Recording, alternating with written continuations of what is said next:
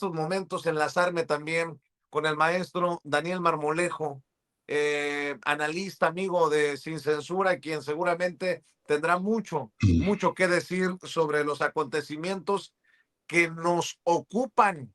Por eso la respuesta de la presidenta, por eso incluso la respuesta de la oposición en México, que ahora resulta, fíjese, lo acabo de pensar, nos han estado por años diciendo México va camino a Venezuela. Ahora que secuestraron a Maduro, ¿quieren que México sea Venezuela?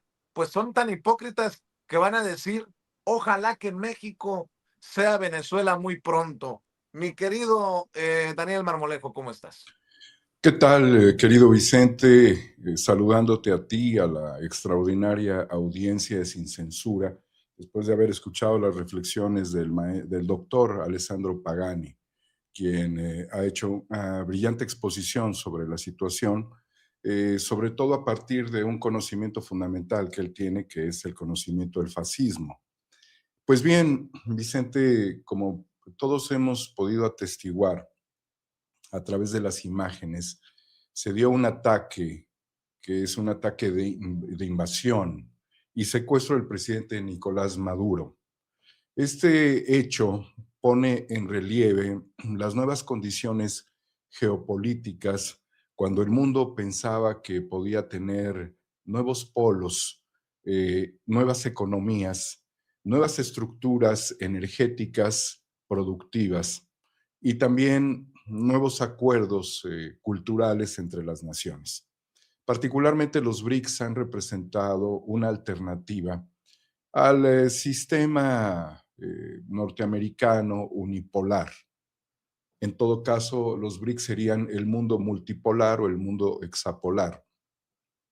Y la participación de Venezuela y de Argentina en ese objetivo estaba muy claro. Incluso también Chile pudiera o pudo haber dado un paso significativo. El país que estaba en un dilema de avanzar hacia los BRICS era México, y había un gran aliento por parte de muchas personas que yo conozco sobre la importancia que tendría dar ese paso. Sin embargo, siempre tuve muchas dudas de que nosotros pudiéramos avanzar porque recién había llegado el presidente López Obrador al poder presidencial, pues hubo intentos de negociaciones con Rusia para la adquisición de maquinaria agrícola, y todo eso fue obviamente limitado por los intereses norteamericanos. Durante los últimos años y sobre todo durante el periodo de la pandemia, se aceleró la producción y la comercialización de vehículos chinos, mientras la cadena productiva estaba frenada en la relación entre México, Estados Unidos y Canadá, y la proveeduría principalmente de vehículos comenzó a llegar muy fuertemente desde China. Nosotros desde México pudiéramos tener una serie de análisis reflexivos sobre si China es el verdadero mercado para México por un aspecto fundamental, que es la logística. La logística es el tránsito de las mercancías, para no utilizar la palabra tráfico, es el tránsito de las mercancías, y la distancia pues se multiplica en relación con la distancia en Estados Unidos. Además, considerando nuestras fronteras y considerando también pues la relación de las inversiones norteamericanas en México. Todo esto, Vicente, venía planteando una serie de dilemas para el presidente Andrés Manuel López Obrador. Y con la llegada de la presidenta Claudia Sheinbaum al poder y la llegada de Donald Trump al poder, empezaron a generarse mayores desequilibrios en la relación binacional. Por un lado, la cuestión migratoria, por el otro lado, la cuestión arancelaria. Y bueno, lo que hemos visto ya finalmente, pues es la acusación, el señalamiento constante, pervertido, de que a México no lo gobierna la presidencia de la República. Pero esto ha sido parte de una doctrina cínica. Yo la llamaría la doctrina cínica, porque ya no tiene nada que ver con los elementos de calentar los escenarios y promover desestabilizaciones como lo vinieron haciendo durante el siglo XX, sino es un cinismo descarado respecto a las acciones militares, como nosotros pudimos haber previsto con la operación militar norteamericana que se desprendió hacia las costas del Pacífico, con el sobrevuelo en territorio nacional de aeronaves norteamericanas militares para la recolección de información. Y además, como pues yo he recibido cierta información, con el despliegue de aproximadamente 300 agentes que estarían realizando actividades secretas en México, y dentro de ello también pudiéramos ver acciones de desestabilización. Es muy sintomático, gente, a una semana de que pudimos hablar en este extraordinario espacio de Sin Censura sobre el descarrilamiento del tren interoceánico, hoy estemos hablando de la invasión y del secuestro del presidente Nicolás Maduro en Venezuela. Es decir, pareciera que nada de esto es azaroso, sino que son cuestiones prácticamente en el claro enfoque de la geoestrategia, por lo que representan los intereses del tren interoceánico y los polos de desarrollo. En todo caso, lo que estamos viendo ya en este momento es obviamente el secuestro de las soberanías. Entonces es evidentemente la doctrina del cinismo para el secuestro de las soberanías. Y esto nosotros lo pudiéramos considerar muy claramente dentro del enfoque de los Estados Unidos. Y obviamente pudiéramos en determinado momento valorar cuáles son las aseveraciones, los argumentos con los cuales Estados Unidos está decidido a invadir diferentes regiones del mundo, como en el caso de América Latina y de Venezuela. Pero esa doctrina que es totalmente disfuncional con la Carta de Naciones Unidas tampoco se sustenta ni se soporta en su narrativa. Y además no es una narrativa que se establezca en foros, es una diatriba permanente contra la soberanía, sobre todo estableciendo aspectos como narcoestado, que además ha sido replicado permanentemente por los partidos de oposición en México, que son verdaderos buitres, que son los traidores a la patria. Así lo deberíamos de establecer, y es muy importante, entre paréntesis, que los consejeros del INE y la presidencia del INE tengan muy claro que hay una operación de tendencia entreguista de los partidos PRI, PAN, principalmente, y de sus dirigentes, entreguistas y vendepatria. Eso se lo dejo directamente a los consejeros del Instituto Nacional Electoral, para que sepamos en qué condiciones estamos hablando de la democracia en México. Y también los asuntos que nosotros hemos podido atestiguar, cerrando ya el paréntesis, pues la desestabilización de los procesos democráticos en los últimos años, prácticamente en la última década en América Latina, tomando como referencia también pues el golpe de Estado a Manuel Zelaya en Honduras y la imposición de un modelo que pudiéramos también definir como democracias coloniales. Se ha impuesto el poder económico y los intereses entreguistas por sobre los proyectos de características de interés de justicia social. Con todo ello, Vicente, durante varios años, algunos analistas me planteaban con enorme preocupación el que el presidente Andrés Manuel López Obrador pudiese estar en una condición semejante a la del presidente Nicolás Maduro, como está en este momento. Yo les advertía que eso no era posible, que el presidente López Obrador no tenía ningún vínculo criminal y que en todo caso, si hubiera vínculos criminales de cualquier partido político, pues esto se podría llevar a conclusiones a partir de investigaciones de la Fiscalía General de la República. Por lo tanto, el blindaje histórico del proyecto promovido por Andrés Manuel López Obrador, donde tuve la oportunidad de participar durante 27 años y antes con la izquierda, haciendo en mi caso más de 35 años de trayectoria, no se ponía en este momento en un dilema. No hablo por la actitud de determinados políticos que pudieran ser cuestionados desde cualquier ángulo y en cualquier partido político. Pues bien, teniendo todo lo anterior como referencia, la llegada de Trump también tenía una condición muy particular. Los analistas con los que yo tenía cierto trato, reflexiones, me decían, Estados Unidos aprieta pero no ahorca. Y yo les decía, no, Trump viene recargado, Trump viene desafiando a su propio sistema político, no tiene ninguna preocupación por ser llevado a tribunales en su propio país, es parte de una costumbre para él. Y lo que Trump viene es realmente para aplicar la política que no logró aplicar durante su primer mandato, porque tuvo opositores muy fuertes como Andrés Manuel López Obrador, que le demostró que la política se podía llevar en otras condiciones, sobre todo de desarme, sobre todo de la vía democrática, de los proyectos sociales, Vicente, y también del refuerzo ciudadano, que a mí no me queda ninguna duda que Trump admiró del presidente Andrés Manuel López Obrador. Pero las condiciones actuales me han dado la razón. Trump vino por toda la canasta y ningún país latinoamericano en este momento está a salvo. Tuve la oportunidad de dialogar en su momento en las mañaneras con el presidente López Obrador sobre el tema del litio y él acertadamente nacionalizó el litio.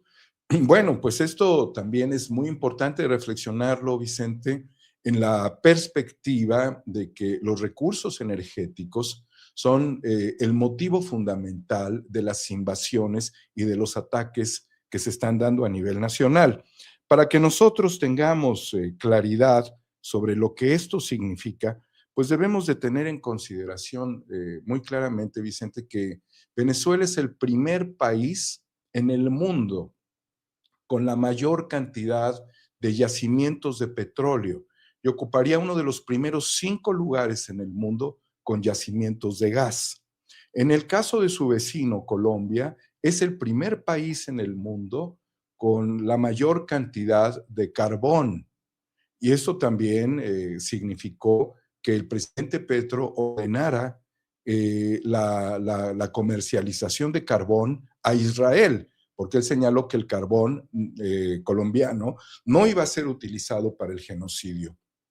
Tenemos en el caso de Bolivia el primer país en el mundo con los mayores yacimientos de litio. Y esto también ha puesto en un grave dilema la democracia y la estabilidad en Bolivia, lo que significó la persecución y el intento de aniquilamiento del presidente Evo Morales, que fue salvado por el gobierno de Andrés Manuel López Obrador. En el caso de Argentina, tenemos la mayor cantidad de agua dulce en el mundo y los glaciares en la zona más austral del planeta que representan un interés fundamental para las grandes compañías dedicadas a controlarlo y entre ellos están las empresas israelíes. En el caso de México, tenemos la mayor fuente de riquezas de pues, un nivel estratégico que también están en peligro. Y llamemos a esto el litio, el agua dulce del sureste del país, hay uranio en México, además de que hay una gran población y es una zona industrializada a través pues, de las inversiones norteamericanas que pues desaforadamente movieron capitales durante finales del siglo XX con el Tratado de Libre Comercio y un mercado de consumidores y de mano de obra fundamental. Entonces, no estamos hablando de condiciones menores del interés vulgar de expoliación, como ocurrió durante muchos siglos en América Latina. Por eso es muy importante, Vicente, que todos quienes tengan dudas estudien nuevamente el libro de las venas abiertas de América Latina, escrito por Eduardo Galeano. Yo quisiera, en esta oportunidad que tenemos, solamente recobrar un párrafo, una parte de un párrafo de la página 220 del capítulo Las fuentes subterráneas del poder, para analizar que en Perú, en 1968, se perdió misteriosamente la página número 11 del convenio que el presidente Belaúnde Terry había firmado a los pies de una filial de Standard Oil, y el general Velasco Alvarado derrocó al presidente, tomó las riendas del país y nacionalizó los pozos y la refinería de la empresa. Significa que eran luchas de resistencia en el Perú en 1968 por los energéticos y la urgencia de nacionalización. En Venezuela, el gran lago de petróleo de la Standard Oil y la Gulf tienen su asiento la mayor misión militar norteamericana de América Latina. Los frecuentes golpes de Estado de Argentina estallan antes o después de cada licitación petrolera. Y se me olvidó en este caso señalar algo: el cobre no era en modo alguno ajeno a la desproporcionada ayuda militar que Chile recibía del Pentágono hasta el triunfo electoral de las fuerzas de izquierda encabezadas por Salvador Allende. Con esto, Vicente, quiero también poner en relieve que Chile, pues, es el país con la mayor abundancia de cobre, lo que significó el derrocamiento del presidente Salvador Allende. Quiero ahora hacer una reflexión sobre esto que se plantea como una entrega pactada del presidente Maduro, que es algo que yo descalificaría por las siguientes razones. No significa que no haya una promoción de un intento de arreglo con particularmente China y Rusia, tratando de establecer algo que pudiéramos llamar las esferas de influencia. Tú quédate con tu región, tú quédate con tu región, yo me quedo con mi región. Pero esto es relativo. Te voy a decir por qué. Porque si Estados Unidos le dice a China, pues mira, Taiwán ya no me importa, la TSMC, la Taiwan Semiconductors, que es la empresa más importante proveedora de chips en el mundo, estuviera en un dilema. China en este momento ha desarrollado esquemas matemáticos, algorítmicos, para tratar de suplir mediante las matemáticas el perfeccionamiento de la inteligencia artificial sin necesidad de recurrir explícitamente al desarrollo de chips de mayor densidad en escalas de 3 nanómetros hacia 1 nanómetro.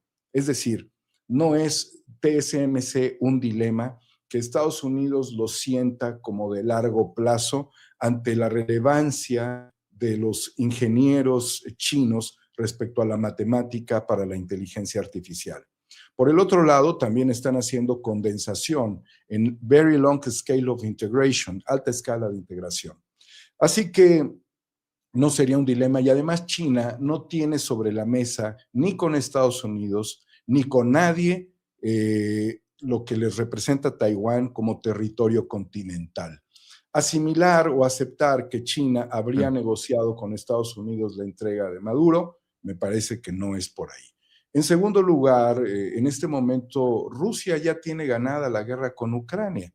Entonces, ¿qué le podía decir Trump a Putin? Pues toma 20 kilómetros más, toma 20 kilómetros menos, pues quédate con esos yacimientos de gas de Ucrania y con esas tierras agrícolas, y nosotros vamos por Maduro. Ya tiene Rusia ganada la guerra y no de ahora, solamente están en procesos de desgaste. Y si esto pudo haberse dado también por el ataque de 90 drones contra una de las residencias del presidente Putin, pues yo creo que está todavía mucho más disgustado Putin, y el que estaría en riesgo de vida es justamente el presidente de Ucrania, Zelensky, en este momento con una sentencia absoluta por parte del gobierno de Putin. Entonces, no es una condición, Vicente, la negociación. Y en tercer lugar, que me parece todavía más importante, el control de la llave del petróleo en el mundo que tendría en este momento con la invasión a Venezuela el presidente Donald Trump no le representa ningún beneficio ni como intermediario comercial a China, ni como un avasallamiento del mercado europeo a Rusia. Por lo tanto, ni a Rusia le interesa que le vendan el petróleo a Europa, que prácticamente Europa está con una paleta payaso en el hocico, y por el otro lado a China, que China no quiere comerciar con Estados Unidos como comerciaba con Maduro, la compra-venta de hidrocarburos. Todo esto, Vicente, desmontaría la posible entrega. Y finalmente, quiero reflexionar sobre el narcoterrorismo. En este último gobierno de Trump y en las últimas semanas, Trump se reunió, ¿sí?, con ese príncipe saudí que, recordemos, está señalado por el asesinato de un periodista en la embajada de Turquía, lo que significó la muerte, tortura y destazamiento del periodista opositor al régimen saudí en la embajada de Turquía. Una periodista cuestionó sobre este hecho y el presidente Trump salió en la defensa de su invitado en la Casa Oval. Número 2, Trump ha exonerado y ha liberado de crímenes de narcotráfico al expresidente de Honduras. Y número 3, Trump se ha reunido también con un líder de Al Qaeda que ahora es presidente de Siria. Y número 4, porque es muy importante, Trump se reunió pocas horas antes de la avanzada militar contra Venezuela con, pues nada más y nada menos que el hombre más buscado por la Corte Penal Internacional, Benjamin Netanyahu. 4 sujetos que representan el narcoterrorismo global de la mano de Donald Trump. Por lo tanto, calificar como objetivos narcoterroristas a los gobiernos y a los gobernantes latinoamericanos no solamente es un abuso, sino es una disonancia cognitiva de un gobierno patológico, enemigo de la democracia y enemigo del proyecto social. Permíteme enlazarme en estos momentos hasta el Consejo de Seguridad de Naciones Unidas. Se reúnen los miembros de este Consejo de Seguridad en una sesión de emergencia, solicitud de Venezuela, mi querido Daniel Marmolejo, a ver si alcanzamos a escuchar algunas de estas declaraciones y reflexionamos para cerrar, si te parece, Daniel.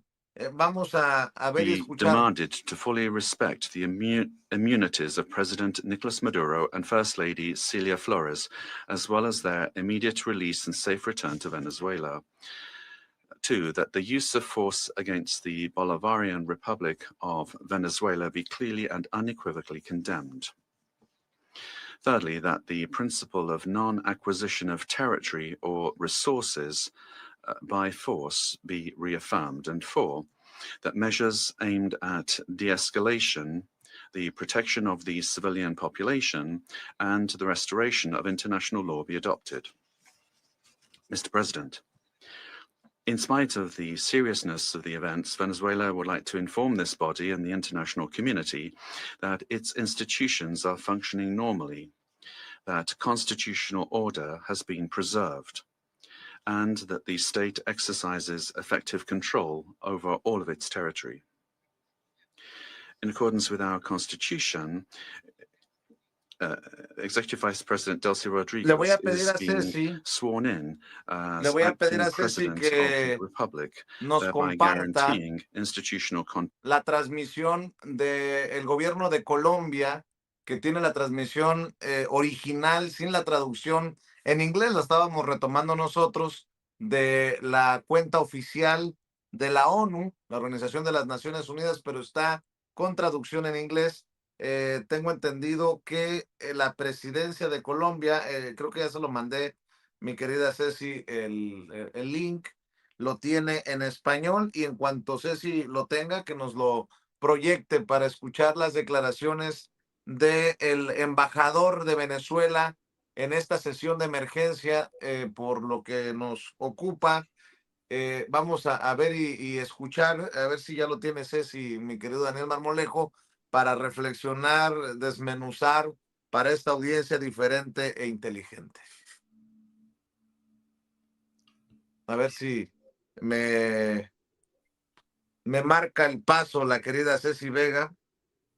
A ver si podemos enlazarnos a este enlace de la presidencia de Colombia, que tiene la transmisión sin traducción al inglés. Y bueno, pues estamos esperando que usted nos informe, mi querida Ceci, si ya tenemos esta transmisión en vivo y en directo con las imágenes desde el Consejo de Seguridad de la Organización de Naciones Unidas, que en momentos ha brillado por su ausencia y que en momentos ha, precisamente visto con tibieza, o se ha pronunciado con tibieza acerca de esta situación. Sí. Ya te mandé, mi querida Ceci, está en español el link que te he enviado, Ceci. Lo estoy escuchando yo en español. Creo que tenemos alguna confusión ahí, pero a la brevedad, la querida Ceci en los controles nos pondrá precisamente la transmisión en vivo y en directo desde Nueva York, en donde se está desarrollando esta sesión de emergencia de la Organización de las Naciones Unidas. Póngame el link, mi querida Ceci, que le envíe, por favor, a través del chat, que dice Presidencia de Colombia.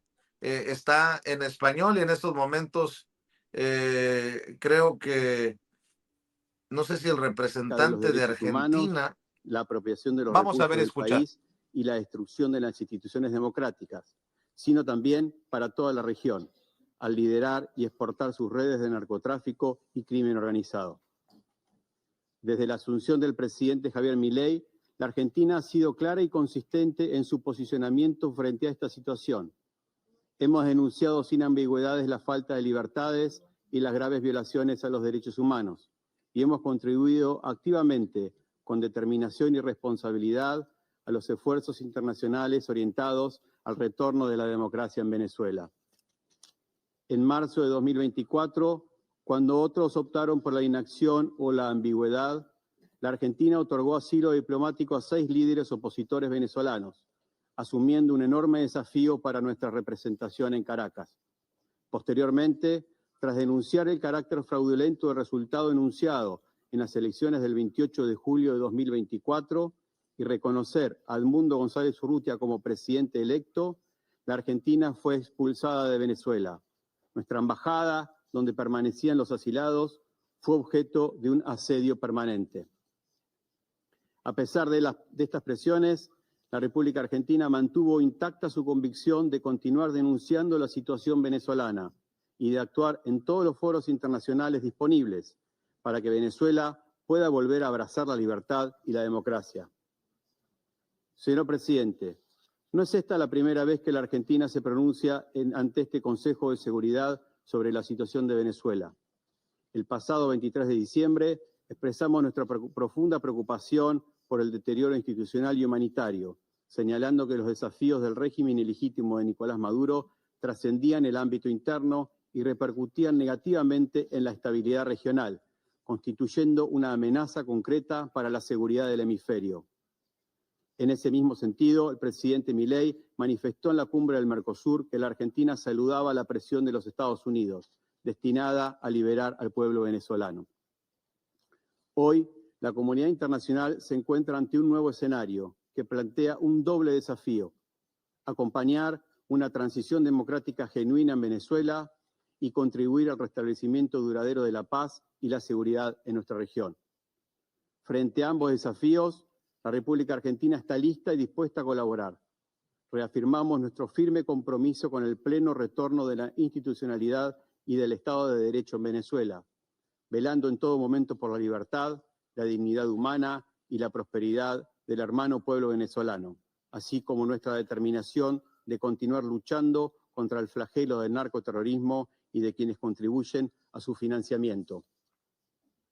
El proceso que hoy se inicia requiere del compromiso firme y coordinado de todos aquellos países que han acompañado al pueblo venezolano en su larga lucha, para que Venezuela pueda dejar atrás más de 2 décadas de crisis política, humanitaria y social, y pueda finalmente reencontrarse con la libertad, la democracia, el respeto a los derechos humanos y la prosperidad económica. Señor presidente, Finalmente, la República Argentina solicita que las autoridades encargadas de administrar la transición en Venezuela contribuyan a la inmediata liberación del ciudadano argentino Nahuel Gallo, quien se encuentra en situación de desaparición forzada desde el 8 de diciembre de 2024, en clara violación de sus derechos humanos, y que se garantice su pronto y seguro retorno a nuestro país. Muchas gracias. Doy las gracias al representante de la Argentina. Concedo ahora la palabra al la representante de Chile. Chile agradece a Somalia por la convocatoria de esta sesión informativa abierta bajo el punto del orden del día, amenazas a la paz y la seguridad internacional. Agradecemos asimismo la intervención de la señora Rosemary de Carlos, secretaria general adjunta de Asuntos Políticos y de Consolidación de la Paz, así como las presentaciones del profesor Jeffrey Sachs y de la señora Mercedes de Freitas. Señor presidente, Chile desea expresar su profunda preocupación y firme condena por las acciones militares unilaterales de los Estados Unidos sobre el territorio de la República Bolivariana de Venezuela. Asimismo, reiteramos consistentemente nuestro firme compromiso con el respeto al derecho internacional, la soberanía y la integridad territorial, la solución pacífica de las controversias, la prohibición de la amenaza o el uso de la fuerza y el pleno respeto de los derechos humanos. Estas afirmaciones, tan aceptadas por la mayoría en los discursos y aunque repetidas, no pueden perder su profundo valor para garantizar la paz y la seguridad internacional. Ya lo dijimos en nuestra intervención del 23 de diciembre y lo reiteramos hoy. Chile no reconoce el régimen de Maduro, pero las graves violaciones a los derechos humanos que enfrenta Venezuela no tienen una solución militar y solo pueden abordarse mediante procesos pacíficos, graduales e inclusivos que consideren las legítimas aspiraciones del pueblo venezolano. El respeto del derecho internacional no admite excepciones, incluso cuando se trata de abordar la ilegitimidad de un presidente. Los problemas deben resolverse siempre dentro del marco normativo que como naciones nos hemos dado. El futuro de Venezuela debe construirse con elecciones libres, participación ciudadana y acompañamiento internacional, y no con acciones que puedan abrir precedentes peligrosos o escalar tensiones en la región con consecuencias graves para la población. Chile, como testigo de la historia, desde su propia experiencia en la pérdida de la democracia, donde existió injerencia extranjera que causó profundo daño y dolor en el pueblo chileno, logró recuperar la democracia en un proceso de transición llevado adelante con apoyo de la comunidad internacional, la fuerza de la ciudadanía organizada y la vía institucional. Señor presidente, Chile desea subrayar además la necesidad urgente de continuar realizando esfuerzos coordinados en el marco multilateral para enfrentar la amenaza del crimen organizado transnacional, así como la convicción de que América Latina y el Caribe deben seguir siendo una zona de paz. Porque esa zona de paz no solo le sirve a América Latina, sino al mundo entero. Un conflicto armado tendría consecuencias humanitarias devastadoras en Venezuela y en la región, profundizaría el sufrimiento de la población civil y agravaría aún más las dinámicas de desplazamiento, inseguridad y vulnerabilidad. Reiteramos, cualquier diferencia debe abordarse exclusivamente a través de medios pacíficos, en estricto respeto del derecho internacional, la soberanía de los estados y la prohibición del uso o la amenaza del uso de la fuerza. Como fue recientemente señalado por los jefes de Estado de Brasil, Chile, Colombia, México, Uruguay y España, manifestamos nuestra preocupación ante cualquier intento de control gubernamental, de administración o apropiación externa de recursos naturales y estratégicos, lo que resulta incompatible con el derecho internacional y amenaza a la estabilidad política, económica y social de la región. Señor presidente, frente a este escenario complejo, Chile considera valioso el papel que pueden desempeñar los mecanismos multilaterales de diálogo y prevención. En ese espíritu, vemos con especial atención el rol de Naciones Unidas y en particular el papel que puede jugar el secretario general y este Consejo, con el consentimiento de las partes pertinentes para contribuir a la reducción de tensiones y a la búsqueda de entendimientos que que favorezcan una salida pacífica y sostenible. El liderazgo prudente y la experiencia acumulada por nuestra organización, así como en los mecanismos regionales, pueden ser un apoyo relevante para evitar un mayor deterioro de la situación y para mantener abiertos los canales de comunicación. Señor presidente, Chile reitera su disposición a respaldar iniciativas constructivas que apunten en esa dirección y a trabajar junto a los países de la región y a la comunidad internacional en favor de la estabilidad, el entendimiento mutuo y el respeto de los principios que sustentan esta organización. Muchas gracias. Doy las gracias a la representante de Chile por su declaración y concedo ahora la palabra a la delegación de Brasil. Señor presidente, Brasil le agradece a la presidencia somalí la convocatoria de esta sesión de emergencia del Consejo de Seguridad. Brasil rechaza de manera categórica y con la mayor firmeza la intervención armada en territorio venezolano en flagrante violación de la Carta de las Naciones Unidas y del derecho internacional. Los bombardeos en territorio venezolano y la captura de su presidente traspasan una línea inaceptable. Estos actos constituyen una gravísima afrenta a la soberanía de Venezuela y sientan un precedente extremadamente peligroso para toda la comunidad internacional. La Carta de las Naciones Unidas establece como pilar del orden internacional la prohibición del uso de la fuerza contra la integridad territorial o la independencia política de cualquier Estado, salvo en las circunstancias estrictamente previstas en ella. La aceptación de acciones de esta naturaleza conduciría inexorablemente a un escenario marcado por la violencia, el desorden y la erosión del multilateralismo en detrimento del derecho y de las instituciones internacionales. Los efectos del debilitamiento de los mecanismos de gobernanza y cooperación internacionales ya son evidentes. El número récord desde la Segunda Guerra Mundial de 61 conflictos armados activos, las cifras sin precedentes de 117 millones de personas en situación de catástrofe humanitaria en todo el mundo, reflejando el aumento de guerras, desplazamientos y crímenes contra la humanidad, como el genocidio en Gaza, y el incremento global de gastos militares que se aproxima a la marca histórica de 2.7 billones de dólares. Tal como Brasil ha sostenido en reiteradas oportunidades, las normas que rigen la convivencia entre los estados son obligatorias y universales. No admiten excepciones basadas en intereses o proyectos ideológicos, geopolíticos, políticos, económicos o de cualquier otra índole.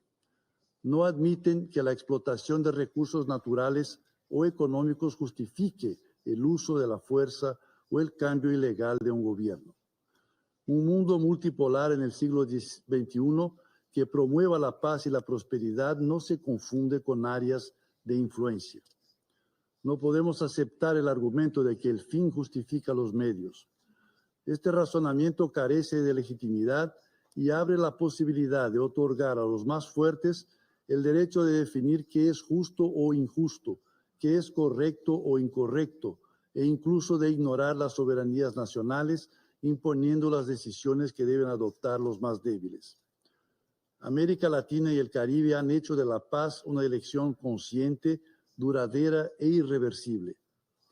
El recurso a la fuerza en nuestra región evoca capítulos de la historia que creíamos superados y pone en riesgo el esfuerzo colectivo por preservar la región como una zona de paz y cooperación, libre de conflictos armados, respetuosa del derecho internacional y del principio de no injerencia. Las intervenciones armadas del pasado han tenido consecuencias profundamente negativas y duraderas. Al contrario de la libertad y de la democracia, esas intervenciones produjeron regímenes autoritarios y graves violaciones de los derechos humanos, dejando como saldo lamentable miles de muertos, presos políticos, torturados y personas desaparecidas, cuyos familiares aún hoy buscan a sus entes queridos, además de justicia y reparación. Por primera vez en América del Sur se ha producido un hecho profundamente alarmante.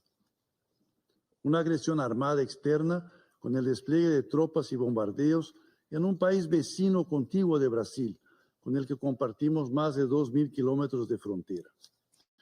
Señor presidente, América del Sur es una zona de paz, insisto. Hemos sostenido y sostendremos con toda determinación la paz y la no intervención en nuestro entorno.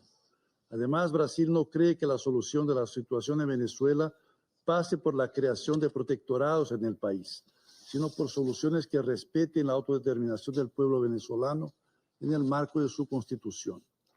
Los hechos del 3 de enero trascienden el ámbito regional. El atentado contra la soberanía de cualquier país, independientemente de la orientación de su gobierno, afecta a toda la comunidad internacional. Este y otros casos de intervención armada contra la soberanía de un país, su integridad territorial o sus instituciones deben ser condenados con vehemencia. Corresponde a este Consejo asumir su responsabilidad y reaccionar con determinación, claridad y obediencia al derecho internacional a fin de evitar que la ley de la fuerza prevalezca sobre la fuerza de la ley. Brasil confía en que el futuro de Venezuela se construya por el pueblo venezolano a través del diálogo, sin injerencias externas y en el marco del derecho internacional. Muchas gracias. I thank the representative. Doy las gracias al representante de Brasil por su declaración y concedo ahora la palabra a la delegación de México. Señor presidente, gracias por haber convocado a esta reunión de emergencia del Consejo. El gobierno de México ha hecho explícita ya su posición de condena a la agresión militar del pasado 3 de enero contra objetivos en territorio de Venezuela, en clara violación del artículo 2 de la Carta de las Naciones Unidas. Estas acciones no deben permitirse, pues constituyen un severo golpe a la Carta y al multilateralismo. México quisiera precisar los siguientes 4 puntos. Número 1, la proscripción de la amenaza y el uso de la fuerza contra la soberanía, la integridad territorial o la independencia política de todo Estado es el fundamento del derecho internacional, sin importar el país o el gobierno de que se trate. 2, la retórica que apunta hacia un escalamiento o expansión de las acciones militares, incluidos otros países de nuestra región, amenaza la estabilidad regional. 3, el Consejo de Seguridad tiene la responsabilidad y sobre todo la obligación de actuar de manera decisiva y sin dobles estándares ante violaciones graves a la Carta y para restablecer la paz y la seguridad internacionales en estricto apego a lo dispuesto en su artículo 24 y observando el artículo 27, inciso 3. 4.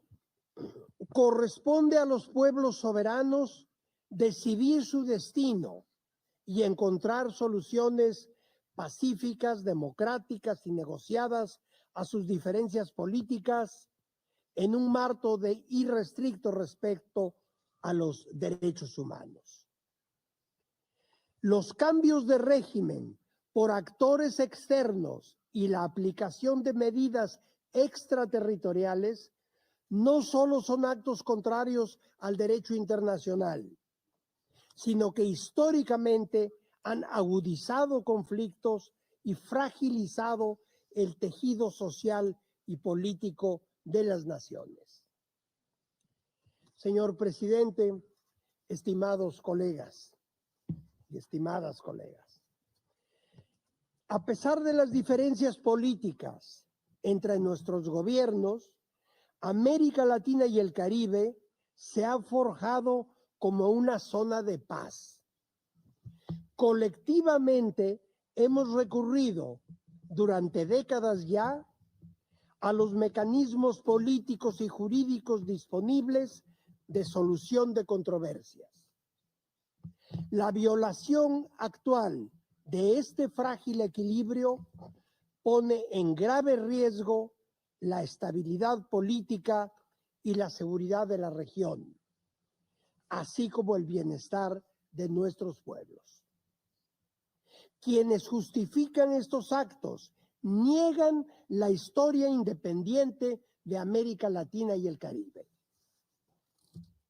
México, firme en sus principios constitucionales de política exterior y su vocación pacifista, reitera enfáticamente que el diálogo y la negociación son las únicas vías legítimas y eficaces para resolver las diferencias existentes.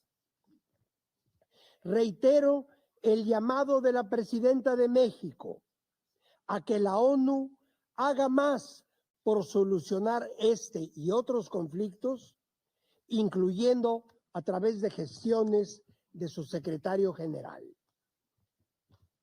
Frente a los acontecimientos del pasado 3 de enero, México refrenda su disposición de apoyar cualquier esfuerzo de facilitación del diálogo, mediación o acompañamiento que promueva la paz en la región. Finalmente, no podemos pasar por alto que esta sesión del Consejo se haya celebrado hasta hoy, cuando lo que tenemos ante nosotros es una grave situación que pone en riesgo la paz y la seguridad internacionales. Gracias, señor presidente. La participación del amigo, admirado, embajador representante de México ante la ONU, Héctor Vasconcelos, a quien debo decir, en esta admiración le mando un abrazo por provocar que se erice la piel en estos momentos con una participación valiente y congruente. Mi querido Daniel Marmolejo, después de escuchar al representante de Argentina, que no sorprende al tirarse de tapete, muy importante la participación chilena, la participación brasileña y la participación mexicana en esta sesión de emergencia en el Consejo de Seguridad de la ONU. Tus reflexiones para cerrar, querido Daniel. Claro que sí, Vicente. Vamos a cerrar con algunas reflexiones. Argentina es una democracia colonial. Está sometida por Milei en favor de la visión unipolar anglosionista. Y Milei, pues y su embajador, representan los intereses del pasado extractivista y representan también en gran medida la dictadura militar, la junta militar, porque lo que viene a representar y a decir Argentina en el Consejo de Seguridad corresponde a la liberación en este momento de al menos 19 policías y militares que tendrían cadena perpetua, fueron condenados por crímenes de lesa humanidad. Uno de ellos con más de 400 imputaciones por los llamados vuelos de la muerte. Entonces son halcones quienes están representando en este momento la misión diplomática en Naciones Unidas del pobre pueblo argentino y del descerebrado Javier Milei, y entreguista, por supuesto. Por el otro lado, Vicente, la participación de Chile quizás sea la última participación en esta tesitura, porque a Chile llegan los fascistas y los neonazis. Así es que Chile se perderá nuevamente en el espectro de la lucha internacional por los derechos humanos. Relevante la participación, desde luego, de Héctor Vasconcelos, a quien conocemos, quien es una figura muy importante, y además es hijo de José Vasconcelos, el gran intelectual, filósofo mexicano, con el cual cerraré mi reflexión, con el padre de Héctor Vasconcelos. Decir, Vicente, que en el medio de este desajuste brutal del sistema mundo, como lo veníamos entendiendo, es muy importante señalar dos cosas. La primera es que hubo 40 muertos en el ataque con bombas en Venezuela.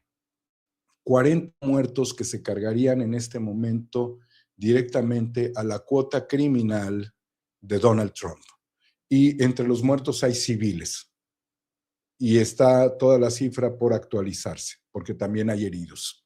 Entonces es un hecho fundamental que tiene que ser consignado en los tribunales de la ley, en el Tribunal Penal Internacional, porque además no había razón para hacer un ataque aéreo con bombas. El otro aspecto, Vicente, es el desbloqueo del dominio cultural norteamericano. Es muy importante que la tripulación cultural que a través de las últimas décadas con la tecnología ha hecho Estados Unidos del mundo, en este momento se cambie el paradigma. Quizás lo más importante es invitar a las personas para que no compren contagios de odiadores, porque el odio es algo que persiste mucho en las redes sociales y principalmente está movido por bots, por trolls y por personas que quieren desquiciar la conversación y el análisis de las redes que, como lo expresó hoy la presidenta, son mucho más relevantes y más importantes que los medios de comunicación en el espectro, pero no significa que tengan un libre tránsito por el control de los algoritmos y también por la invasión de los bots, de los trolls, todo el hate que se tira. Necesitamos acudir a medios como en este caso lo es Sin Censura y a los medios de su confianza, donde ustedes puedan establecer una reflexión crítica y precisa, sin evadir la realidad y sin mentirle a la audiencia. Entonces, esto también significa el despoblamiento cultural de las ideas de Forrest Gump y de la salvación del mundo por parte de Estados Unidos, como muchas personas en la actualidad tienen. Es muy importante el diálogo interpersonal que ustedes puedan tener a nivel familiar para aclararle las dudas a quienes piensan que era conveniente que Estados Unidos interviniera. Y en ese sentido, la reflexión que yo hago y que preguntan es el libro Las Venas Abiertas de América Latina, que el presidente Andrés Manuel López Obrador también invitó permanentemente a su lectura. Hay otros libros de Eduardo Galeano, pero este es un libro fundamental. Dicho todo lo anterior, Vicente, el tercer aspecto para tratar de cerrar el análisis es que Donald Trump está tripulado por Benjamin Netanyahu. Donald Trump, bajo otra circunstancia y con una oposición mucho más articulada dentro de Estados Unidos y con menos convencidos latinoamericanos sobre que él iba a pacificar el mundo, estaría en este momento más acotado, pero no lo está.